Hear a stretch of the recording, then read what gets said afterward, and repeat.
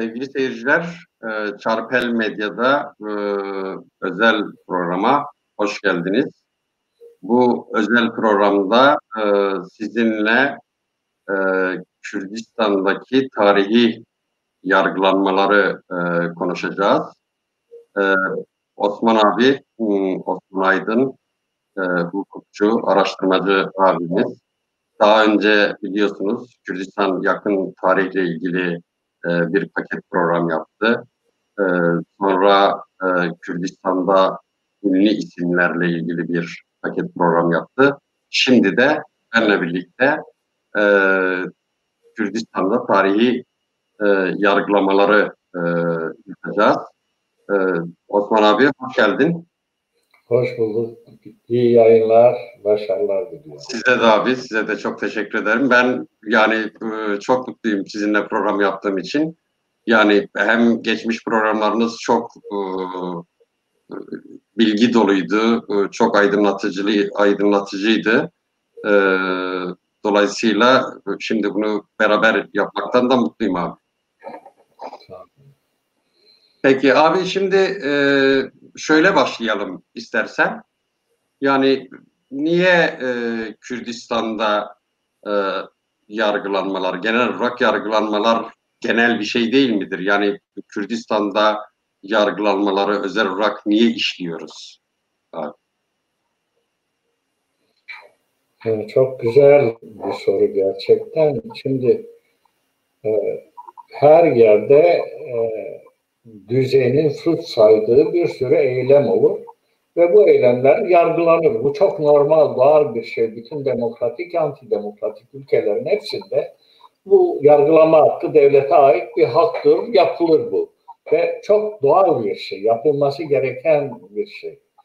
Ama neden biz Kürt yargılamalarını özel bir program içinde irdelemek, incelemek, konuşmak zorunda kalıyoruz? Bizi bu zorunluluğun altına sokan, bizi yöneten devletleri, Kürtleri yöneten devletleri, hukuk sistemleri ve Kürtlere uyguladıkları hukuk yöntemleridir. Eğer onlar farklılık göstermemiş olsaydı belki biz de bugün bu konuları konuşmayacaktık. Yani özel bir hukuk mu yaratılıyor? Kürt yargılamaları. Tabii. Şimdi uluslararası hukuk, yani normal demokratik devletlerde, demokratik hukuk sistemlerinde bazı prensipler vardır, kurallar vardır. Bu kurallar her zaman o ceza hukuku sisteminde, anayasa sisteminde, daha doğrusu kamusal sistemde, kamu hukuku sisteminde geçerli kurallardır. Bu kamu hukuku sisteminde geçerli olan kuralların bazıları ceza hukuku bölümüne aittir. Mesela bunlardan biri kişi veya topluluklar, gruplar yargılandıkları zaman eylemlerinin, yapmış oldukları eylemlerini yahut suç diye üzerlerine atılı olan eylemlerin, iddiaların mutlaka ceza hukukunda tarif edilmesi gerekir. Yani evet, diyebilmeli, insan adam öldürmek suçtur. Adam öldürdüğünüz zaman o suç vardır. O suçun cezası da vardır. Yani suçun ve cezanın kanuniliği esası deniyor buna. Şimdi Kürdistan'daki siyasi yargılamalara baktığımız zaman eylem oluşuyor. Eylemden sonra o eylem suç haline getiriliyor. Yani eylemden evvel mevcut bir hukuk sisteminde mevcut bir suç yok. Ve o suçun karşılığı olan bir ceza yok. Suç da ceza da eylemden sonra geldiği için bu evrensel modern hukuk, pozitif hukuk açısından son derece kabul edilmez bir kural. İkincisi, herkes tabi hakime hakim önünde yargılanır diye bir kural var ceza hukukunda. Tabi hakim nedir? Tabi hakim bir kişi suç işlediği zaman görev başındaki mahkeme, o suçu yargılayan, kanuna göre yargılayan görev başındaki mahkeme ve o mahkemede görevli olan hakim önünde yargılanır. Bu evrensel bir kuraldır. Ama Kürt siyasi yargılarına baktığımız zaman Kürtler tabi hakim önünde değil, suç kabul edilen eylemin işlenmesinden sonra devletin kurduğu mahkemeler ve atadığı hakimler tarafından yargılanıyor. Yani tabii hakim önünde yargılanma olanağından yoksun bırakılıyor. Yani tabii hakim dediğiniz o bölgede yerleşik hakim mi? Yani o bölgede normal olarak çalışan hakim. Evet. Fakat Kürtlerde bunun dışına çıkılıyor. Yeni bir heyet mi oluşturuluyor? Evet. Şöyle şimdi diyelim ki siz Diyarbakır'da bir suç işlediniz. Propaganda yaptınız. Şimdi Diyarbakır'da sizi yargılayacak mahkeme hangisi? Daha evvel bellidir. Diyor ki bu suçun karşılığı Türk Ceza Kanunu'nun şu maddesidir. Bu maddede Diyarbakır Ağır Ceza Mahkemesi'nde yargılanır. Bu maddeyi ihlal eden kişi Diyarbakır Ağır Ceza Mahkemesi'nde yargılanır. Siz Diyarbakır Ağır Ceza Mahkemesi'nde yargılanırsınız ancak. Urfa Ağır Ceza Mahkemesi'nde yargılanamazsınız. İstanbul Ağır Ceza Mahkemesi'nde yargılanamazsınız. Veya siz suçu işledikten sonra kurulan bir mahkemede yargılanamazsınız. Tabii hakim bu. Ama şeylere bakıyoruz. Tabii hakim kuralı siyasi yargılamalarında işlevsiz kalıyor. Abi bu 4 parça içinde böyle. Üçüncü bir aşağı yukarı bazı mahkemelerde bu kuralların ikisi, bazılarında üçü, bazılarında biri mutlaka ihlal edilir. Ve 4 parçada da böyledir. Üçüncü bir kural, özel kanun.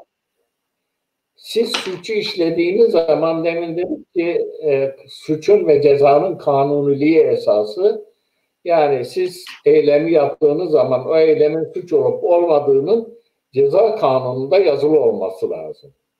Eğer ceza kanununda o suç niteliğinde tarif edilmemişse senin eylemin yargılanamazsın. Onun karşılığı bir cezanın da olması lazım kanunda. Sonradan ceza getirilemez. Ama özel kanunlarla bu yargılamalar, yani fiil işlendikten sonra suç olarak nitelenen fiil işlendikten sonra özel kanunlar çıkarılarak yeni suç tarifleri yapılıyor ve bu suç tariflerinin karşılığında yeni cezalar getiriliyor. Ve Kürtler bu yeni suç tariflerine göre yargılanıp yeni getirilen cezalara göre de cezalandırılıyorlar. Bu da evrensel hukukun prensipleri diyor. Biz bu aykırılıkları yaklaşık 100 yıldır yaşıyoruz.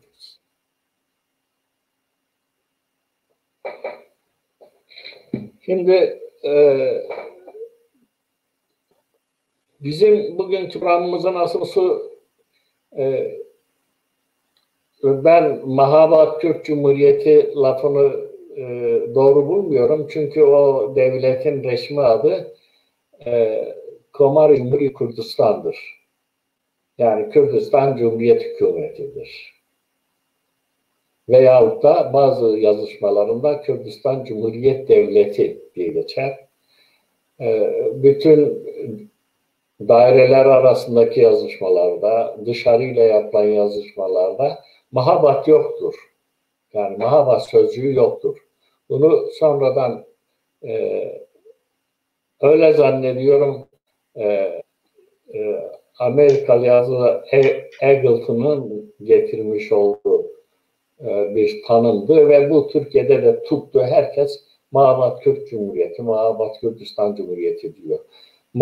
Mahabat demekle aslında oradaki egemenlik alanını daraltmış oluyoruz. Çünkü Komari Cumhuri Kürdistan yalnız Mahabat'ta değil, Kürdistan'ın o zamanki Doğu Kürdistan'ın 5 vilayetine egemen olan bir devlettir. İşte bu devletin yıkılmasından sonra devlet yöneticileri kimisi İran'a teslim olur. Hatta daha yıkılmadan evvel gizli anlaşmalarla teslim olanlar var. Kimisi Kürdistan'ın dışına çıkar, yani Doğu Kürdistan'ın dışına çıkar. Fakat Kadı Muhammed der ki, eğer ben kendi canımı kurtarmaya çalışırsam Kürdistan'da çok büyük katliamlar olur. Ben bu katliamların önlenmesi için kendimi feda etmeliyim. Eğer beni idam ederlerse Kürt halkına büyük ölçüde dokunulmayacaktır. Nitekim bu öngörüsü büyük ölçüde de gerçekleşiyor.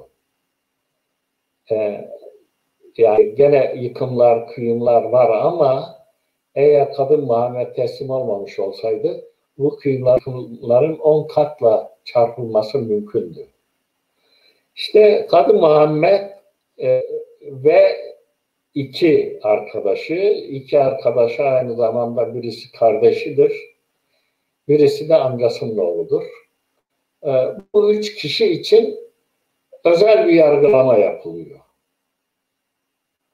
Bu özel yargılama Mahabat'ta gerçekleştiriliyor ve özel bir mahkeme kuruluyor. Bu özel mahkeme dediğimiz o tarihi hakim kuralına aykırı şekilde kuruluyor ve bir askeri mahkeme olarak kuruluyor. Gazi Muhammed, Seyfi Gazi ve Sadri Gazi. Sadri Gazi onun kardeşidir. Sadri Gazi aynı zamanda Tahran'da Kürdistan milletvekili olarak hala görevdedir. Yakalandığı zaman. Bu hakkında Mahabat'ta Ekim 1947'de Ekim'in başında bir yargılama başlıyor. Olağanüstü bir mahkeme, bir askeri mahkemede yargılama başlıyor. Fakat bu yargılamayla ilgili elimizde maalesef yok. Fakat biliyoruz ki bu yargılama sırasında Kadı Muhammed ve arkadaşları 114 sayfelik bir savunma, yazılı savunma mahkemeye sunuyorlar.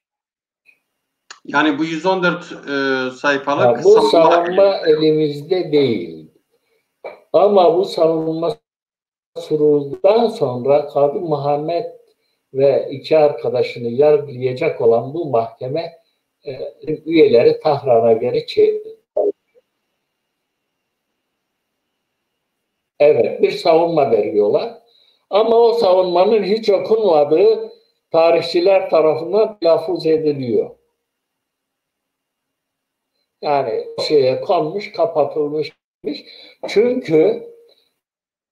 Çünkü o mahkeme üyeleri geri çağrılıyor, yeni bir mahkeme kuruluyor. Yeni mahkeme kurulurken de o 114 sayfelik savunmaları mahkemenin içinde ve dosyaları yoktur. Onun için ikinci yargılama için kurulan mahkemede yazılı bir savunma da yoktur. Sözlü savunmadır. Peki elimizde abi şeyle ilgili bir bilgi var mı? Sürmüştür. Şeyle ilgili bir bilgi var mı elimizde? Yani bir oturumda 3 saat sorgulama evresi geçiriliyor. Ve bu 3 saat içinde 3 kişiye sorular, yönetilen iddianame okunuyor. O iddianamelere cevap.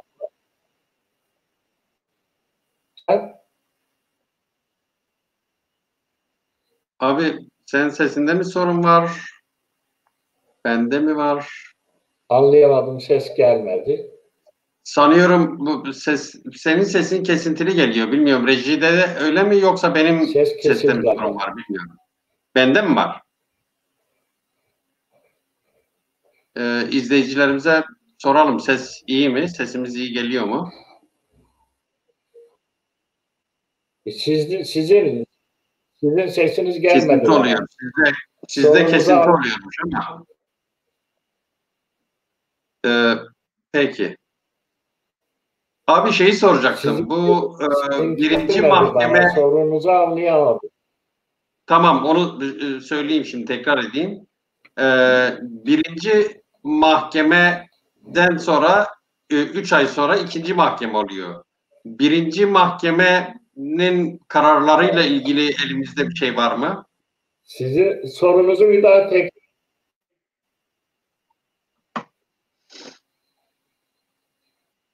Abi duyuyor musun beni?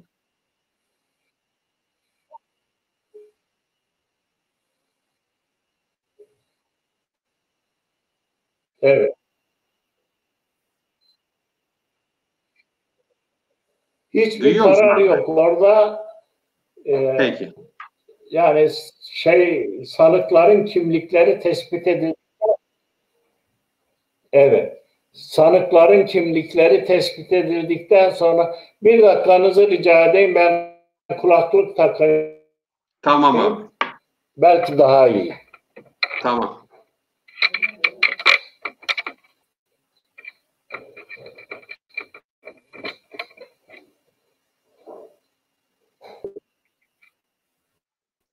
Şimdi iyi gibi. Bakalım konuşunca belli olacak abi. Biraz. Şimdi birinci mahkemede kimlik tespiti yapılıyor. Sanıklar o yazılı savunmayı veriyorlar.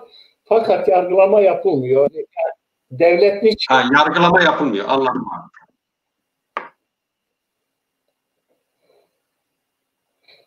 Peki yargılama yapılmıyor. Sonra ikinci mahkemeye geçiliyor. İkinci mahkeme için mahkeme heyetini geri çağırıyor. Evet. Evet. Onu bilmiyoruz. Fakat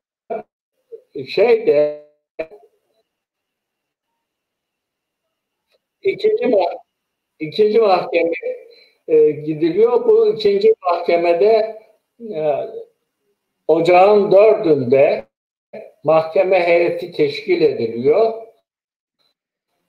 Mahkemenin hakimi olarak Albay Reza Nikuzade diye biri var. Mahkeme başkanı olarak Albay Recep Ata var. Ve Servan Nebavi diye birisi de hem mahkeme üyesidir hem Gazi Muhammed ve arkadaşlarının sözde avukatıdır. Avukat. Yani böyle ucube bir şey. Yargılayan heyetten birisi sözüm ona onların hukuki çıkarlarını korumak için, onları savunmak için görevlendiriliyor ama böyle bir işlem olmuyor. Şimdi ben bu mahkemelerin bu dokümanların, bilgilerin bize erişim hikayesini kısaca anlatmak istiyorum. Bu mahkeme kurulduğu zaman bir yüzbaşı, Kiyomers Salih diye bir yüzbaşı mahkeme heyetiyle birlikte Tahran'dan Mahabad'a geliyor. Bu Kiyomers Salih mahkemenin bütün safahatını izlemiş, not almış biri daha sonra tutanaklarını deşifre etti diye rütbesi sökülüyor, yüzbaşıdır. Rütbesi sökülüyor, hapse atılıyor ve ordunun çıkarmış olduğu, onun yönetiminde çıkarmış olduğu Behname diye bir dergi de var. O dergi de kapatılıyor. Ancak Yüzbaşı Kiyobers daha sonra 1947'de yayınlanan Behname'nin 75. sayısında o mahkeme safahatına anlatan bir yazı yayınlıyor. Anlatılmıştır, artık sivildir. Bir yazı yayınlıyor. Bizim bu mahkeme hakkında edindiğimiz bilgi Kıymet Salih'in yazdığı o teferruatlı yazıdır. Yani mahkemenin dosyası yerine elimizde Mehmet'in 75. sayısı bulunmaktadır. Böyle bir bilgi elde ediliyor. Şimdi mahkeme heyeti işte dediğimiz gibi 4 Ocak'ta Şah tarafından görevlendiriliyor. Mahkeme heyeti Şah'la görüşüyor ve Şah onlara direktifler veriyor. Yani Rıza Şah Behlevi, bu Khomeini'nin devirdiği adam. Ondan sonra mahkemenin her safahatının mutlaka orduya bildirmesi talimatını veriyor. Ve yola koyuyorlar. 1947 tarihinde, yani 7 Ocak 47'de mahkeme heyeti varıyor. Muhabbata varıyor. Ve ertesi gün yargılamalar başlıyor. Şimdi yargılamalar başlarken iddianame tebliğ edilmemiştir. Osman yani, abi. Sanıklar dediğimiz Gazi Osman abi. Efendim. Sesin çok kötü. İzleyicilerimiz Buyurun. de anlamıyor. Ben de hiçbir şey söylediğini anlamıyorum. Ne yapsak bilmiyorum. Yani nasıl yapalım? Ses çok kötü geliyor.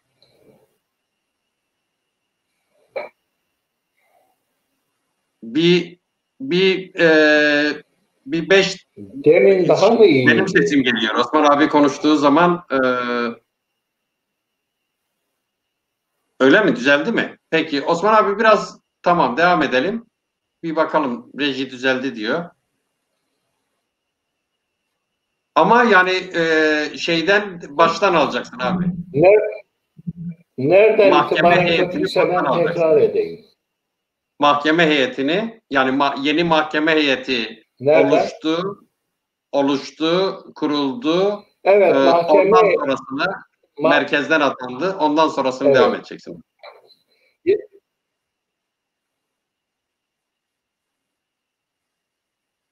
Evet, ondan sonra işte ayın 7 Ocak'ta bu mahkeme heyeti şeye geliyor. Mahabbata geliyor ve ayın 8'inde duruşmalar başlıyor. Duruşma başlıyor derken 3 tane sanık var. Gazi Muhammed, Sadri Gazi ve Seyfi. Şimdi mahkeme sanıknameyi tebliğ etmiyor. Sanıklar hangi suçlardan dolayı yargılandıklarını bilmiyorlar. Haklarında iddia edilen suçlama nedir? Bu konuda bilgileri yok. Bunu ilk defa duruşma salonunda mahkeme heyeti ona sorduğu sorularla öğrenmiş oluyorlar. Yani iddianame duruşmadan önce verilmiyor. Hani temel bir prensiptir ya hukukta, iddianame duruşmadan önce verilir, verilmemiş. Hayır. Dedim ses şimdi iyi mi? Ses iyi gibi. Evet. Sesim nasıl geliyor? İyi abi. Benimki geliyor mu sana? İyi. Şimdi mahkeme heyeti huzuruna çıktığı zaman 3 sanık geliyor.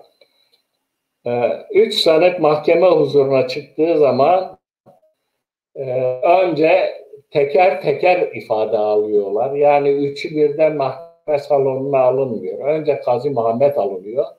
Ve Gazi Muhammed 3 suçtan suçlanıyor. 13 eylemden dolayı suçlanıyor.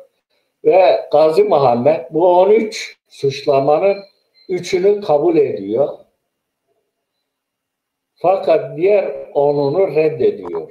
Böyle bir şey olmadı diyor ama 3'ünü kabul ediyor. Suçlamalar nelerdir onu okumak istiyorum. Bir diyor ki merkezi devletin onayı ve kararı olmadan Kürt Cumhuriyeti %51 Ruslara, %49'u Kürdistan'a ait olmak üzere petrol anlaşması yapıyor.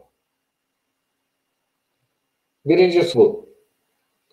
İkincisi, İran ülkesinin haritasını değiştirip Urmiye, Kirmanşah, Sine, Tebriz ve İlan şehirlerini İran'dan ayırmak.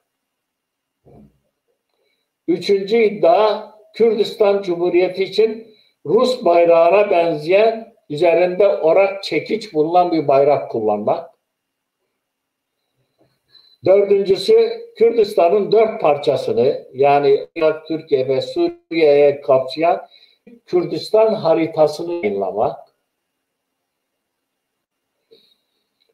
Beşinci suçlama, İran'a yabancıların getirilmesi.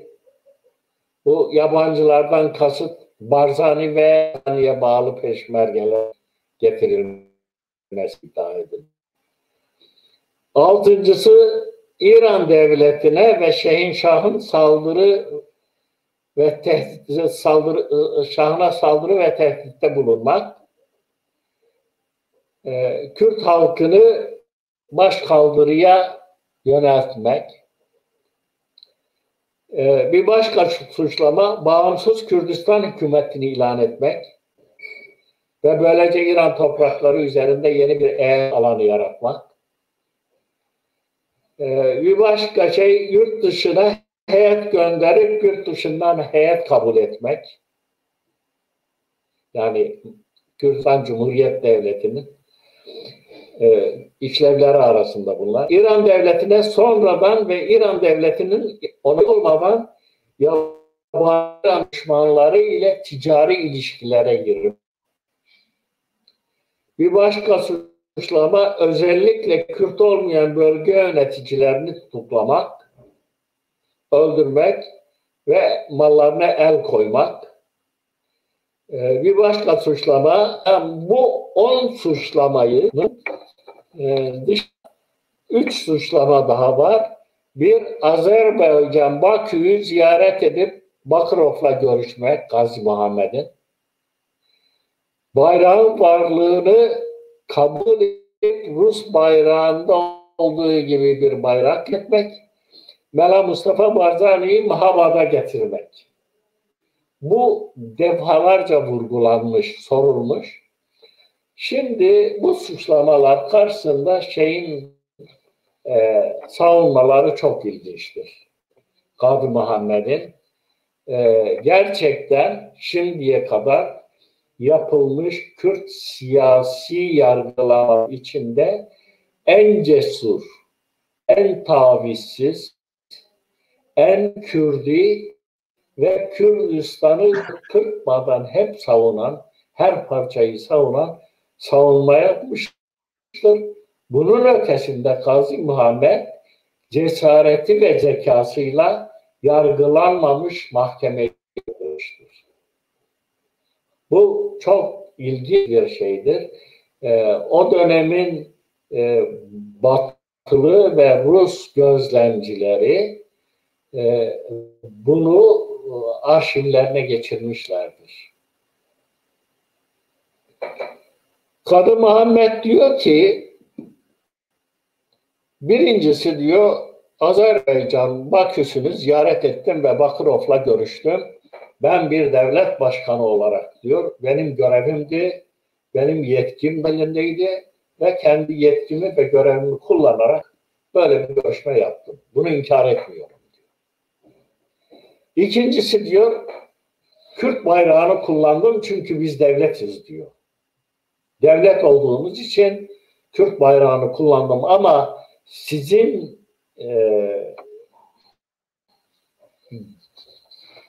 zannettiğiniz gibi veyahut söylediğiniz gibi şey değil, bu bayrağın üzerinde orak çekiç sembolü veya Sovyetler Birliği'nin bayrağını çağrıştıran herhangi bir şey yoktur. Kürdistan'ın renkleri vardır, sarı güneşimiz vardır, başak buğdayı ve kalem vardır, bilgi teknolojilerini ifade eden böyle bir bayrağımız vardır. Bunu kullandık, kullanacağız da diyor. Üçüncüsü diyor siz Barzani, Mustafa Barzani'yi peşmergeleriyle birlikte İran'a davet etmişsiniz. Diyor hayır biz davet etmedik diyor. Barzani peşmergeleriyle birlikte kendisi geldi. Çünkü o bir Kürttür diyor. Kürdistan her Kürt'ün evidir diyor.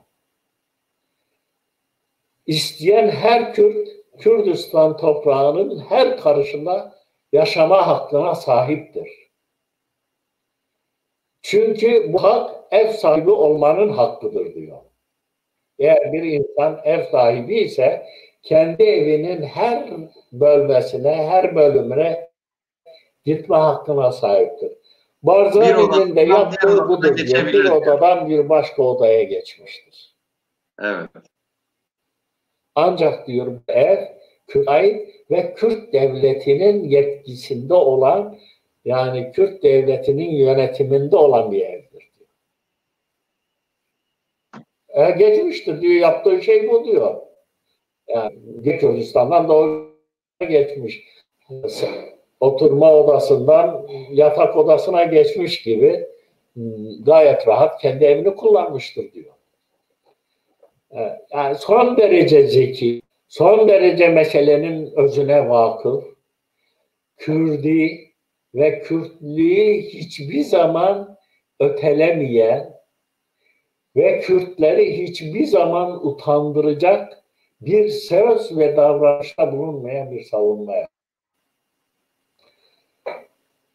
Gazi Muhammed'in bu diğer suçlamalar reddetmesi üzerine mahkeme heyeti çok saygısız bir şekilde eder.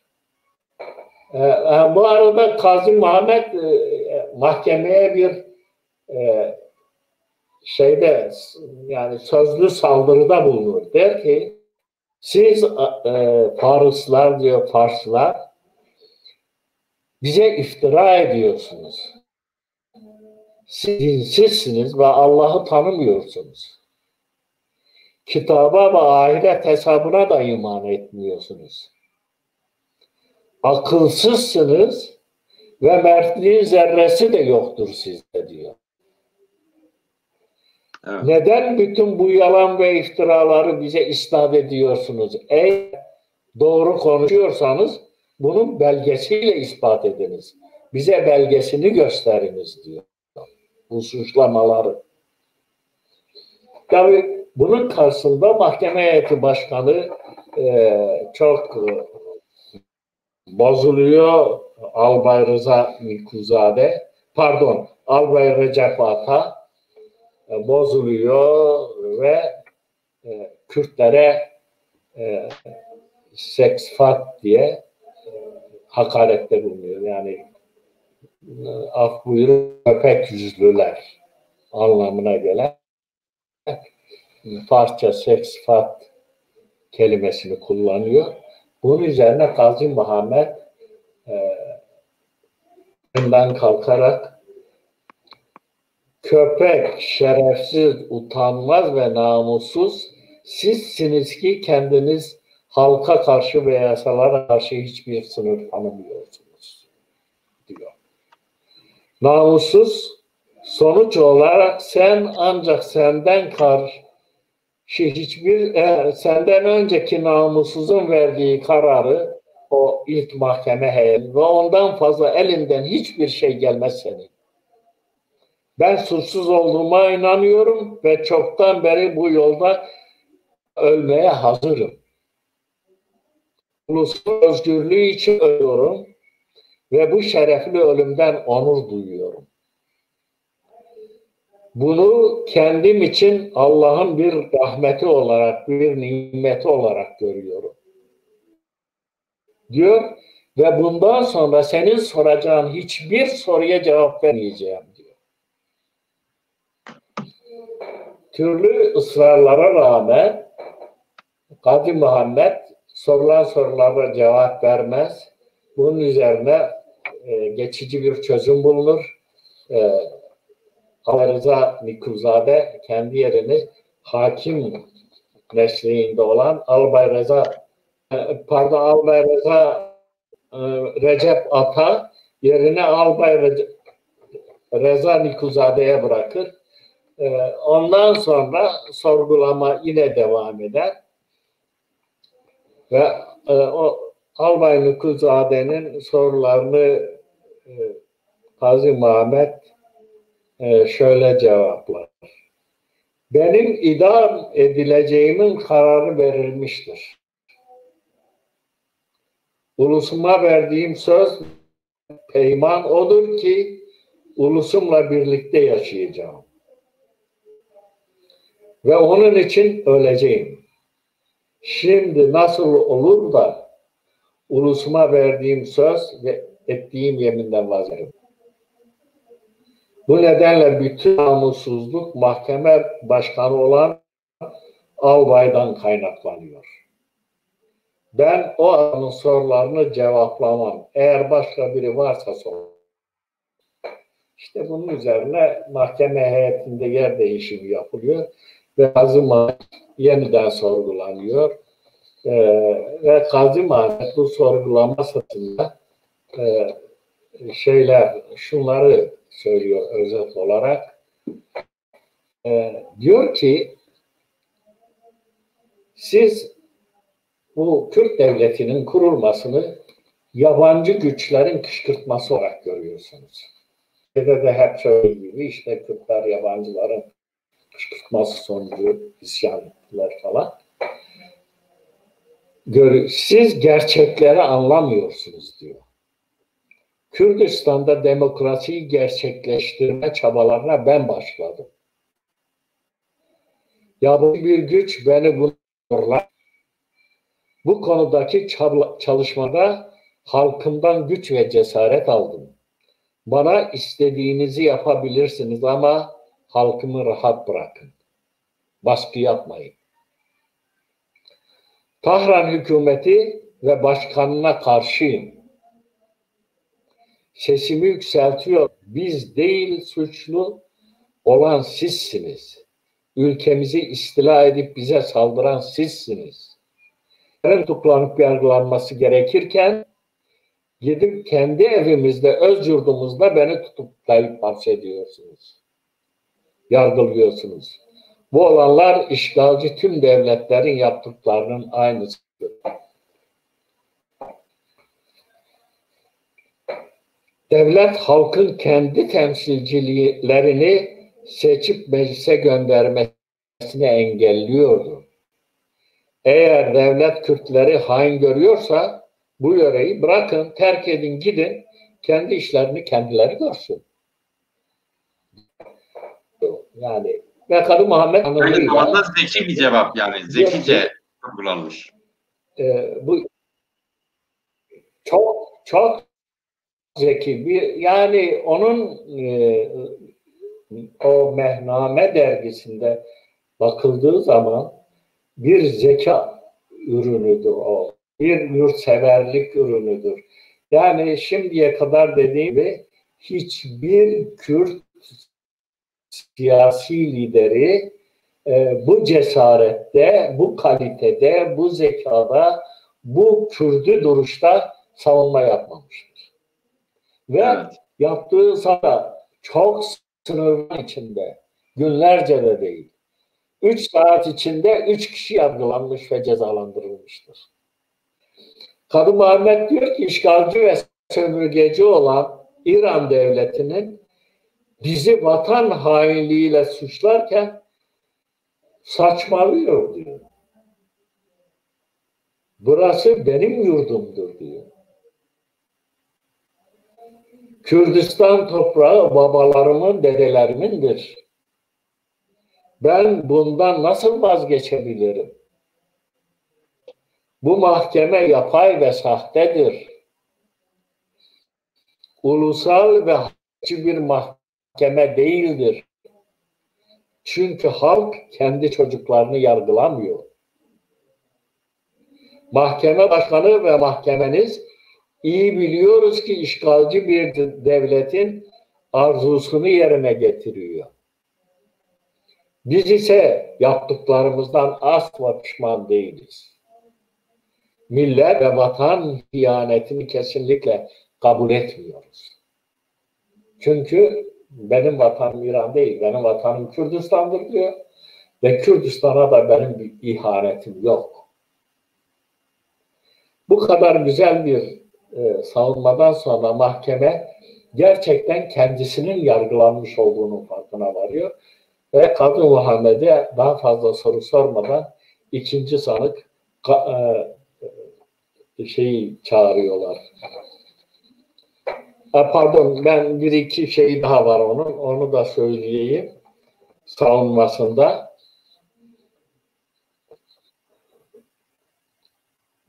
Bayrakla ilgili söylediği şey şu: bizim bayrağımız üzerinde orak çekiç yoktur. İkincisi, bu davranışın senin ahmaklığını ve şuursuzluğunu gösterir.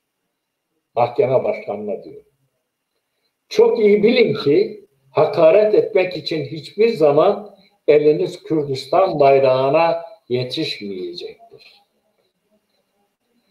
Bir gün gelecek o bayrak şu anda yargılanmakta olduğum mahkeme binasının üstünde dikilecek ve dalgalanacaktır.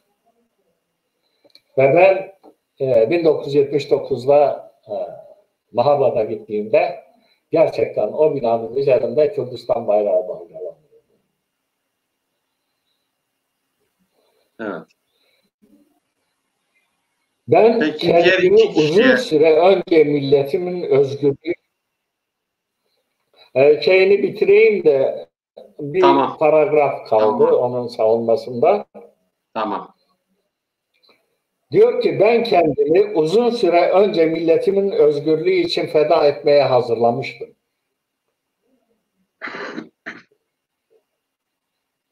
Onun için de bu sorunu gönüllü olarak üzerime aldım. Kendimi bu dava için feda etmiş bulunuyorum. Onun için de üzerime atmaya çalıştığınız suçlardan ve iddialarınızdan korkmuyorum. Ben milletimin özgürlüğü için ölüyor. Allah'ın benim için verdiği bir nimettir ve bunu onur duyuyorum. Bu şerefli bir ölümdür. Diyor. Bunun üzerine artık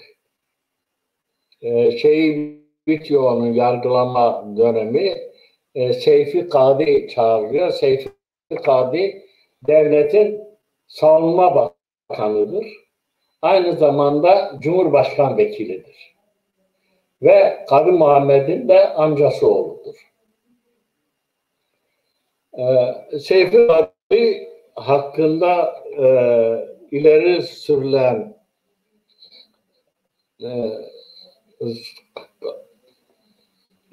suçlar daha basit suçlamalardır. Örneğin diyor ki siz neden bu Milli Savunma Bakanlığı'nı ne kabul ettiniz? Birinci soru bu.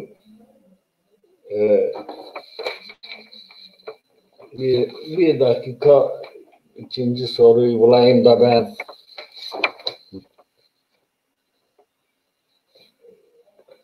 3, 4. Evet.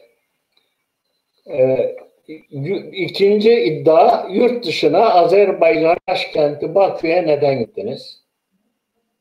Yani merkezi devletin haberi olmadan.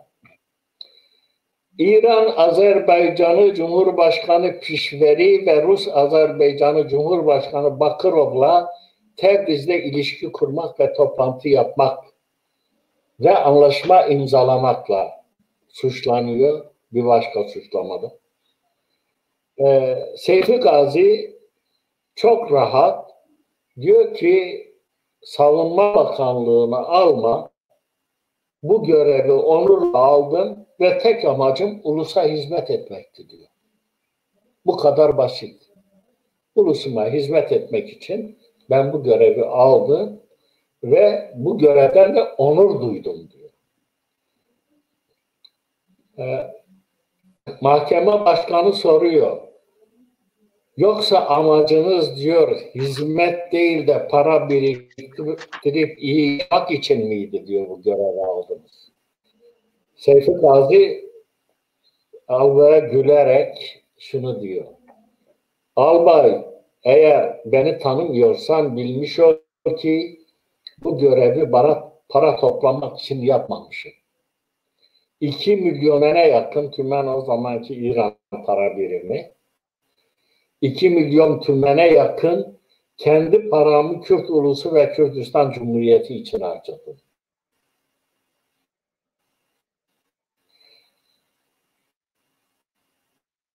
Öyle anlaşılmaktadır ki bu albay beni tanımıyor.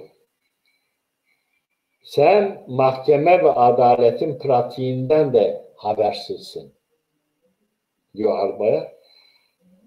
Ve biraz daha sinirleniyor. Seyfi Gazi biraz tez canlı bir insandır. Kadı Muhammed gibi sakin, beyefendi, tavırlı, şövalye ruhlu değil de biraz daha atak, cengaver ruhlu, tez canlı bir insandır. Der ki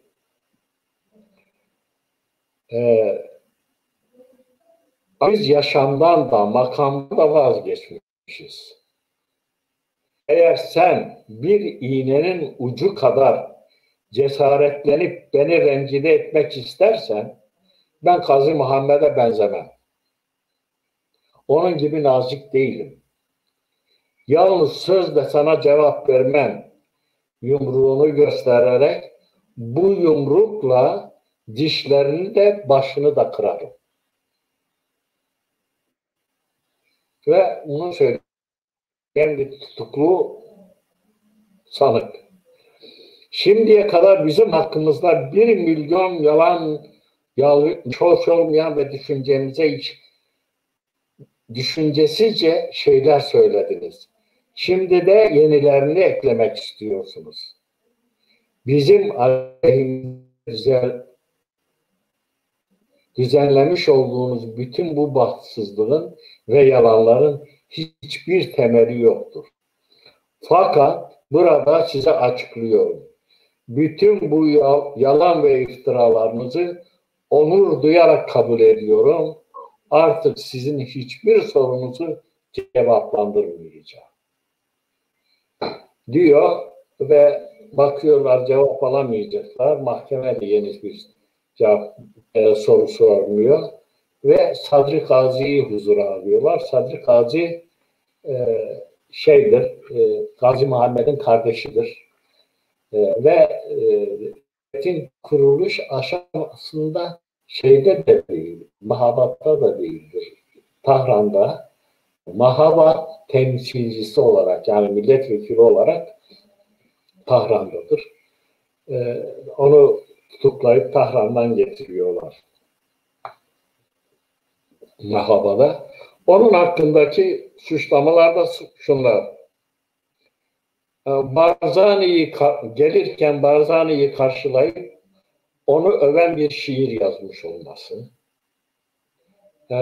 Onun bu şiirini ben Facebook'ta yayınladım sanıyorum. Gözünüzde düşmüştür. İki, Mahabat'ta hükümet işleyişinin ve biçiminin kurulmasında Kürdistan Cumhuriyeti hükümetine, bakanlarına ve Kazı Muhammed'e yardımcı olmak. Yani bu hizmetlere katkıda bulunmak. Üç, İran devletinin Kürdistan Cumhuriyeti'ne karşı savaşmayacağına dair Cumhuriyet yöneticilerine telkinde bulunmak ve halkı İran'a karşı başkaldırıya teşvik etmek. Ve Kazı Muhammed'e bir mektupta dışarıdan size askeri yardım gelene kadar direnin telkininde bulunmakla suçlanıyor. Sadri Gazi bu suçlamalara karşı şunu söylüyor. Evet diyor, bazen şiir yazdım çünkü onu seviyorum.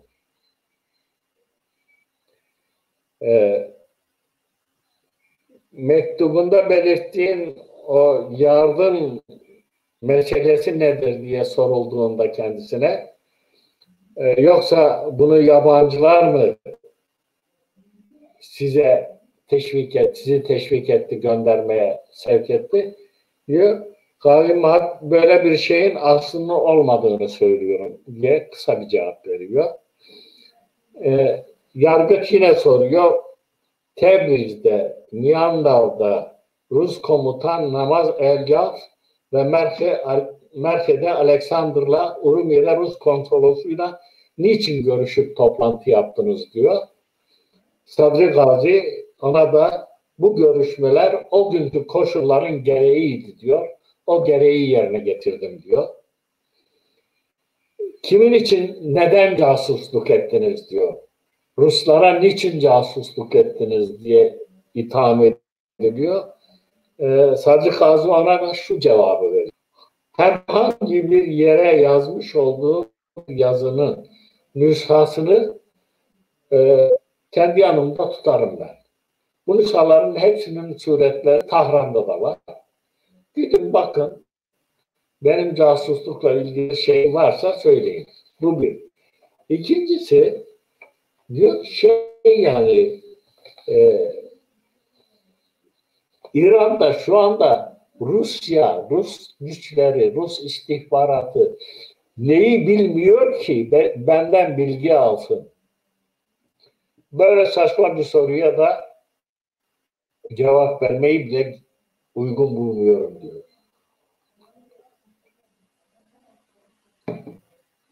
Şimdi 3 saat süren bu sorgulamanın sonunda mahkeme heyeti şeye çekiliyor,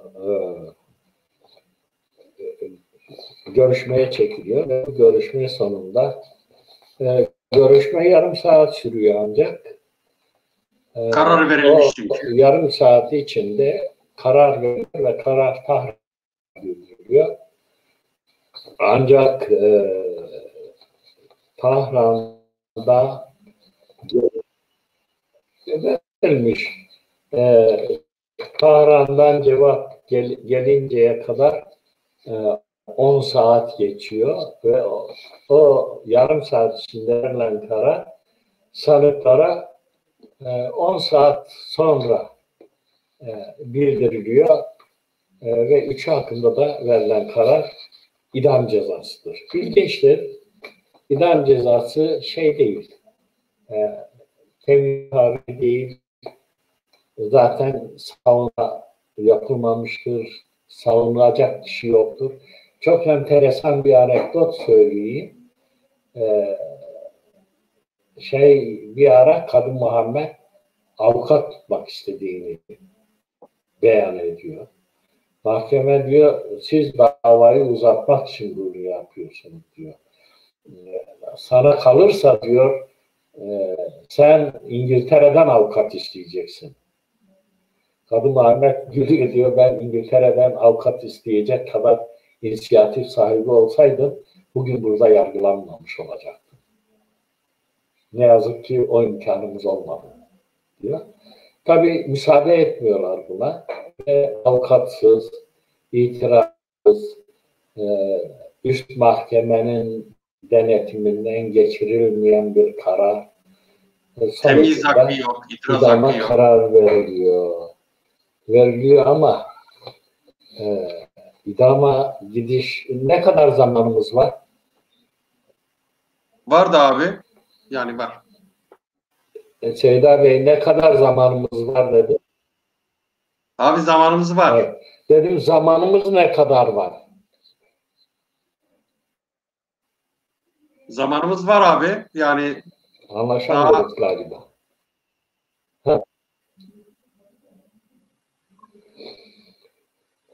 Şimdi iyi. İdam tamam. İdam kararı verildikten sonra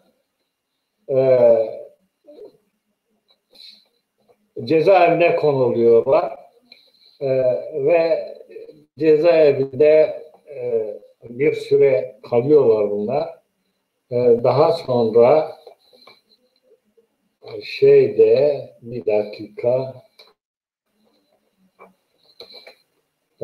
tarih olarak yanlış 31 Mart.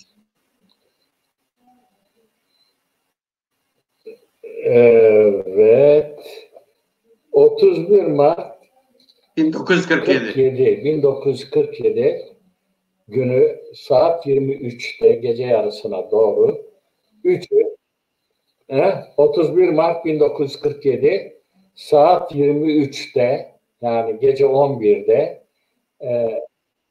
evet sanıklar tek tek alınıyor. Önce Kadı Muhammed alınıyor. Çarşıra Meydanı'na götürülüyor. Ve Çarşıra Meydanı'na götürülürken onun hanımı Nina Hanım ve kızı bir binanın penceresinden manzarayı seyrediyorlar, görüyorlar.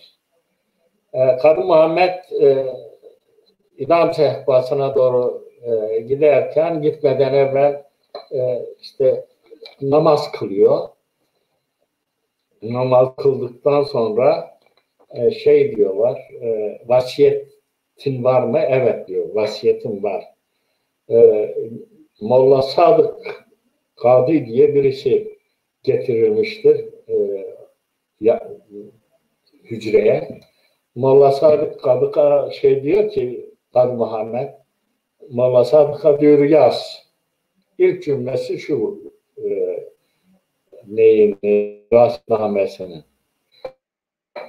Bilsin ki ben yaşamımın son nefesine kadar vefakar bir evladı olarak kalacağım. Bu cümleyi söylüyor. Oradaki subay müdahale ediyor. Diyor ki o sözleri bırak. Da çoluk çocuğun için varsa bir vasiyetin onu söyle. Molla Sadık onları yazsın diyor. Bunun üzerine subaya dönerek Kadı Muhammed şunu söylüyor. Çoluk çocuğum Kürt milletidir.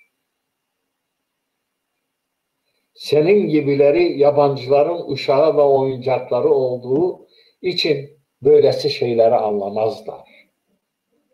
Diyor, kızıyor ve Molla Sadık'tan kalem ve kağıdı alıyor. Bizzat vasiyetnamesini yazıyor. Vasiyetnamesi 2 bölümdür. Bir Kürt halkına yazdığı bir vasiyet bölümü vardır, 1. bölüm. 2. bölümde özel kendi ailesine yazdığı şahsi vasiyeti vardır. Eğer zamanımız olursa ikisine de bakacağız. Bakalım abi. İdama götürülürken Kadı Muhammed son derece metin, kararlı, cesur ve vakur bir şekilde idam sehpasına doğru gidiyor. Kadı Muhammed idama sehpanın önüne giderken şunu bağırarak söylüyor. Hainler, ben halkıma ve vatanıma karşı utanılacak bir şey yapmadım. Ki gözlerini kapatmak istiyorlar, reddediyor. Gözlerim açık kalacak diyor. Ve bunun üzerine diyor ki hainler, ben halkıma ve vatanıma karşı utanılacak bir şey yapmam, gözlerimi kapatmak zorundayım. Ben yaşamımın her dakikasında başı dik olarak sevgili vatanımın ufuklarına bakmak istiyorum. Karanlığın nasıl parçalandığını görmek istiyorum. Ben ulusumun fedakar bir çocuğuyum ve şimdi de öyleyim. Yaşasın Kürt halkı, yaşasın Kürdistan'ın kurtuluşu. Özgürlük hiçbir zaman yok edilmeyecektir. Siz bir Muhammed öldürüyorsunuz ama Kürtlerin içinde yüzlerce Muhammed var. Evet. Deyip sehpaya gidiyor, İlmik Boğazı'na geçiriliyor ve idam ediliyor. Ondan sonra Seyfi Gazi getiriliyor meydana. Seyfi Gazi yalnız Kadı Muhammed gibi dedim ya, öyle naif bir insan değil. Seyfi Gazi uzaktan Kadı Muhammed'in ipte sallanan bedenini görünce çılgına dönüyor. Yanındaki subay ve 2 eri yumruğu ikisini de yaralıyor. Ondan sonra zor bunu zapt ediyorlar, bağırıyor, hepinizi geberteceğim diyor falan. Onu zor bela bağlıyorlar, ellerine ayaklarını ve götürüp idam ilmiyi boynuna geçiriyorlar. Son nefesine kadar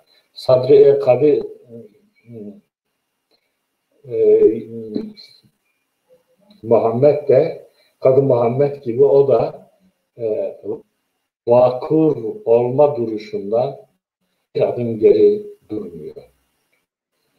Sadri Gazi biraz farklı davranıyor ne yazık ki. Ben bir şey yapmadım diyor. İdamı hak etmedim diyor. Beni idam etmeyeceğinizi zannediyorum falan deyince orada her bir Kürt mahavatlı Kürt imam var.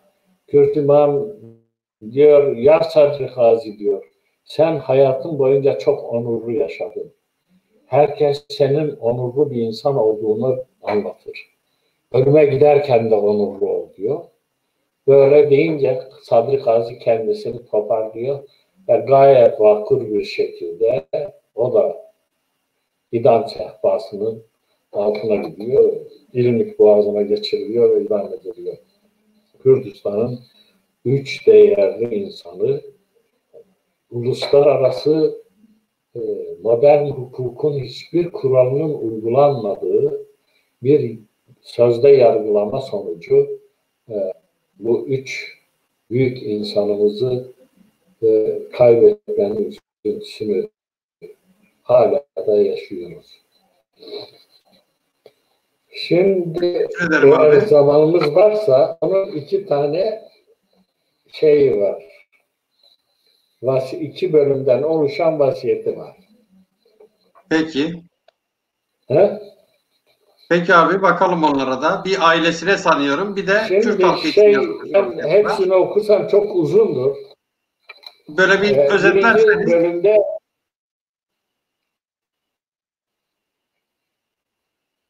Kürt halkı için tabii özetleyeceğim. Kürt halkına yazdığı vasiyeti özet olarak başlık şu: ey Kürt halkı, değerli kardeşlerim, zulüm ve baskı gören halkım diye başlıyor. Ben ömrümün son saatlerini yaşıyorum. Allah aşkına artık birbirinize düşmanlık etmeyin. Sırt sırta verin, zorba düşmana ve zalimlere karşı durun. Kendinizi düşmana bedava satmayın diyor ve ağırlıklı olarak bu vasiyetnamede Kürtler birliğinden bahsediyor, birlik olmaları gerektiğinden bahsediyor, okumalarından bahsediyor. bilginin ve birliğin Kürtleri zafere götürebileceğinden bahsediyor. Ve bunun için Kürdistan'ı kendi aralarında parçalayan devletlerin, yetkililerin verdiği hiçbir söze inanmamalarını söylüyor. Çünkü onlar söyledikleri, verdikleri sözde duran insanlar değildir, hiçbir zaman durmamışlardır diyor. Tarih bize bunu öğretti, lütfen bunu aklınızdan çıkarmayın diyor. Ama onun vasiyetini ne yazık ki Kürtler pek dinlemiyorlar. Ve özet olarak şunu diyor, 10 cümle halinde özetliyor. Diyor, dini vecibelerimizi yerine getirin diyor. Dininiz ne olursa olsun, dini vecibelerinizi yerine getirin diyor. Aranızdaki birlik ve uyumu koruyun diyor. Birbirinize kötülük yapmayın. Düşman sizi aldatmaması için eğitim seviyenizi yükseltin. Düşmana özellikle aceme inanmayın. Bu dünyada birkaç günlük önemsiz bir yaşam için kendinizi düşmana satmayın. Birbirinize siyasi, maddi, manevi ve namus alanlarında ihanet etmeyin. Eğer sizden birisi ihanet etmeden işini yapıyorsa kendisine yardımcı olun. Kıskançlık ve tamah için kendisine karşı durmayın. Bu vasiyetimde cami, hastane, okul hakkında yazdıklarımı yerine getirilmesini talep edin. Bunlardan yararlanın. Bunları geliştirin, okuyun, yapın diyor daha önceki cümlelerinde. Diyor, Allah'a olan can borcu dışında kimseye borcum olduğunu zannetmiyorum. Ama eğer az ya da çok borçlu olduğum birisi çıkarsa ben geriye çok mal mülk bıraktım. Gidip verilmeden aileme söyledim. Ve böyle bitiriyor. Son cümle olarak bu sözleri kulağınıza küpe edeceğinizi umut ediyorum. Allah sizi düşmanlarınız karşısında zafere ulaştırsın. Sadi'nin buyurduğu gibi amacımız nasihattı. Yaptık. Sizi Allah'a havale ettik. Gidiyoruz. Allah'a ısmarladık. Evet. Vasiyetnamesi 10 Ocak 1947 tarihlidir. Yani idam kararı verildikten bir hafta aşağı yukarı sonradır. Ailesine yazdığı şeyde daha farklı şeyler. Orada şeyden bahseder. Bazı alacak ve borçlarından bahseder. Şöyle özet olarak onları da söyleyeyim. Zaten özet olarak yazmış. Diyor, Seyit Cemil'in oğlu Seyit Rahim'in bende 2 tane halısı var. Onları bizzat kendisine iade edin diyor. Bu 2 halıyı devlet kendi makam odasına sermiş. Onu diyor kendisine iade edin. Tespit ambarındaki buğdayın tümü bana aittir diyor. Varisler alsın diyor. 46 model Ford marka araç da şahsıma aittir. Devletin değil o diyor. Tutuklandığım esnada cebimde 5200 İran tüni para vardı. Bu parayı aldılar. Ayda 153 tüveni daha aldılar. Onları geri isteyin, devlete yedirmeyin diyor. Şervan Şerif benim eşimden 10.000 tümen vekalet ücreti almıştı. O mahkeme üyesi, aynı zamanda avukatı ya. Evet. Bu parayı da geri isteyin. Hak etmemiştir diyor. Evet. Hak etmemiştir. Süleyman Muğini aşağı yukarı 3.000 tümen dolayında benden ortaklık yapalım diye bir para almıştı. Bana bir şeyler iade etmişti sanırım. Ayrıca bana hediye ettiği saatte ortaklık defterinde belirtmişti. Onun söz ettiği ortaklığı henüz onaylamamıştım. Bunu bilin diyor. Şeyh Selman yaklaşık 8.000 tümen borcu var bana diyor. Buna rağmen isterse kendisine verin. Götürdükleri telefonu da araştırın. Baba Şeyh'ten alınmış olan otomobil onun şahsi malıdır diyor. Baba Şeyh başbakanlık yapan kişidir. Onun şahsi malıdır diyor. Her 4 çift bana aittir. Benim için çok eziyet çektiği için Şervan Şerif'e, kimse o bilmiyoruz, 300 tümen dolayında bir para verilsin diyor. Yukarıda ismini andığım Şehit Humayun ve Mirza Rahim'e 1'er tümen hizmetler karşılığında verin diyor.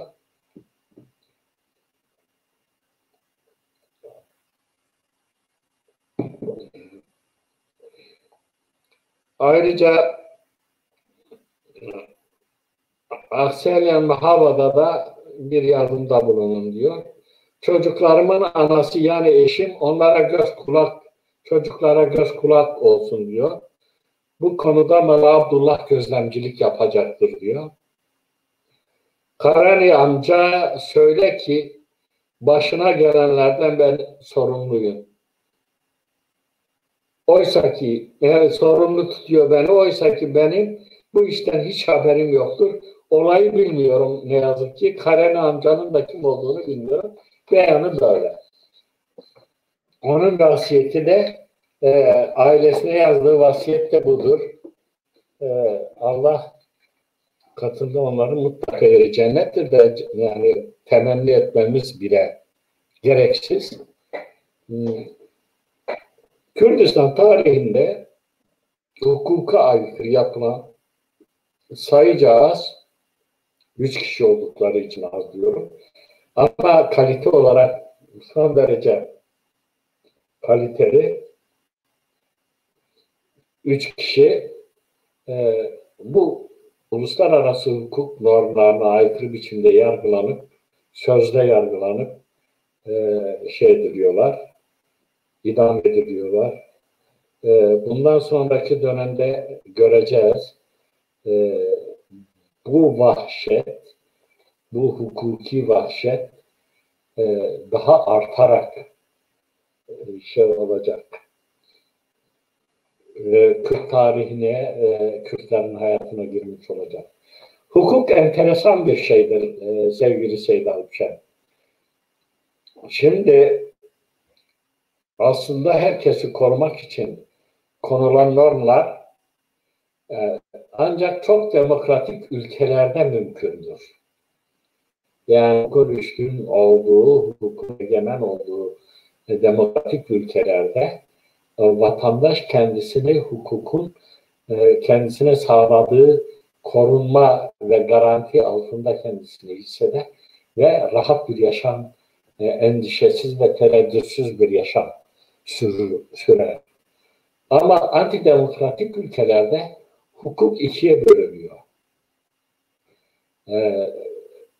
Egemenler için ister siyasi sahada, ister ekonomik sahada olsun, egemenler için hukuk bir saldırı aracıdır. Bir silahtır. Ama korunmaya yönelik bir silah değil, bir saldırı aracıdır. Ve bu araçla da alabildiğine saldırıyor. Fakat o toplumlarda ezilen sınıflar, yoksul kesimler için, hak hukuktan yoksun bırakılan kesimler için hukuk bir savunma aracı olarak görülmek istenir. Yani o kesimden hukukun saldırı aracı olarak tahayyül bile etmiyorlar. Sadece kendisini koruyacak bir kalkan olarak görmek isterler. Ve hukuk çoğu zaman bu işlevi de yerine getiremiyor. Evet. Bu bakımdan Kürtler de her zaman hukuku bir kalkan olarak, kendilerini koruyan bir kalkan olarak görmek istemişler ama o kalkan da işlevsiz kalmıştır. Bilmiyorum, bizi izleyen insanlara çok teşekkür ediyorum o arkadaşların hepsine. Bu değerli vakitlerini bizi dinleyerek harcadıkları için. Eğer soruları varsa ben soruları da alabilirim. Yoksa söyleyeceğimiz bu kadar.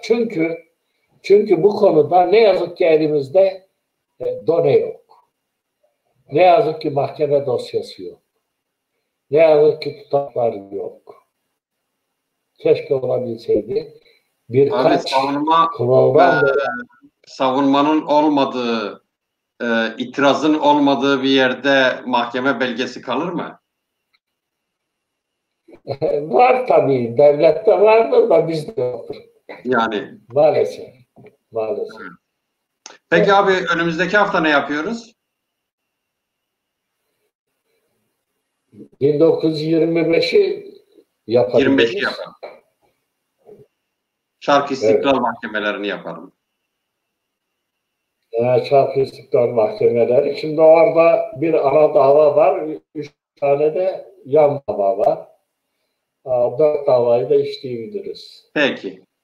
Abi eklemek istediğin bir şey var mı abi? Abi bugün biraz sesle ilgili şeylerimiz oldu. Teknik sorunlar oldu. O biraz böyle programın akışını, insicamını biraz olumsuz etkiledi. Umarım önümüzdeki hafta onları da çözeriz. Seyircimiz de daha rahat İnşallah bizi izler, dinler. Evet. Ses şikayete gelmiş. Evet. Peki eklemek istediğin bir şey yoksa abi bu akşam kapatalım. Eklemek istediğim bir şey yok. Yani sonuçta hukuk adına büyük hukuksuzluğun yapıldığı bir dosyayla karşı karşıya geldik. Yüzleştik bu dosyayla. Evet. Bu dosyayla İran yıllarca yüzleşti. Bunun gibi İran'da binlerce dosya var. Binlerce dosya var. Evet abi.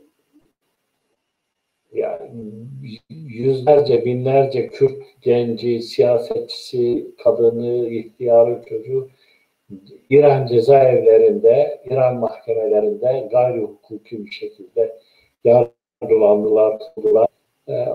Onların birer hikayedir. Heresi birer acı destandır. Fakat biz işte sadece Kürt siyasi tarihinde temel taşı olacak nitelikte ve ilk Kürt son modern dönemde ilk Kürt devletinin en üst düzey yöneticilerinin yargılanıp sözde yargılanıp bu yargılama sonucu idam edilmelerini hikayesini kısaca anlattık. Daha evvel onun siyasi şeyinde görüşmüştük zaten. Benim söyleyeceğim bu kadar. Bütün ses olumsuzluğuna rağmen bizi sabırla dinleyen izleyici arkadaşlarıma sonsuz sevgilerimi sunuyorum. Sizlere de başarılar diliyorum. Çok teşekkür ederim. Çok teşekkür ederim Osman abi. Sevgili seyirciler, Kürdistan yargılamaları özel programını bugün birinci programı bugün burada bitiriyoruz. Biraz teknik sorunlarımız oldu sesle ilgili. Umarım çok ciddi sorun olmamıştır. Çünkü Osman abi o teknik sorunların olduğu yeri tekrarladı. Hepinize iyi akşamlar diliyorum. Önümüzdeki hafta görüşmek üzere. Hoşça kalın.